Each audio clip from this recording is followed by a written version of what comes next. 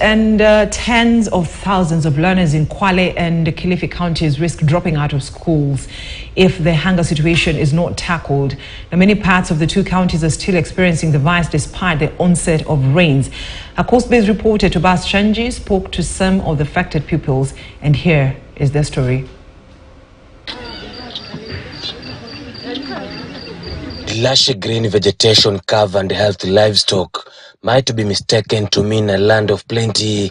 However, deep in the interior, there are people suffering. Hard hit by the hunger are school-going children in the arid and semi-arid areas where a majority of parents are poor. One such school is Kisimani Primary in Kwale. Tunateseka sana minajili ya chakula.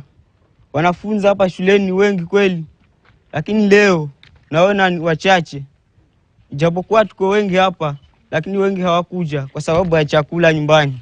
Head teachers of several schools we visited have decried the rate of absenteeism and lack of concentration as a result of hunger, while education county officials say lack of food has resulted to child labor and sexual exploitation, especially among girls.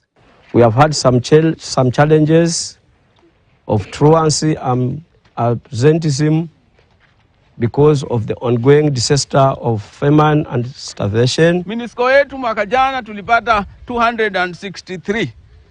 Despite hizi changamoto zote mnaona.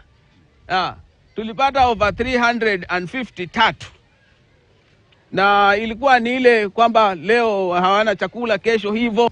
In the entire county, out of the out of 427 schools, we have only 133 that are receiving this homegrown meals program support. The situation is similar in Kilifi County, where some pupils are forced to go to schools with their siblings to share food that is given through feeding program.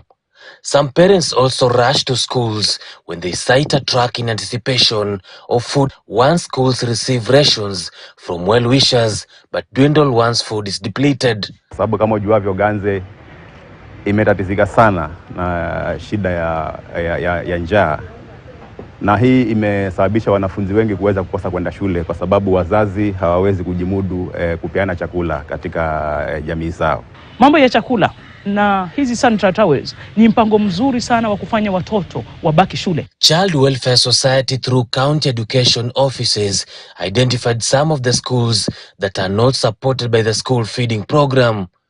Over 21,000 students will now benefit from the program, which needs sustenance. In Kilifi, we are able to reach out at around 11,000 children. And in Kwale, we were able to reach 9,000 children.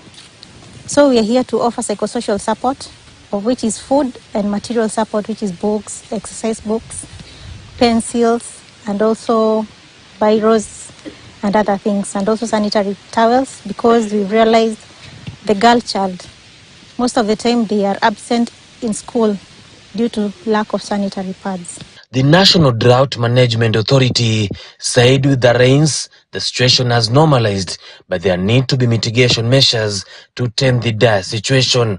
We have identified the areas with gaps, and areas that have most hit is Ganze, followed by Kaloleni, followed by Magarini and Malindi sub-county.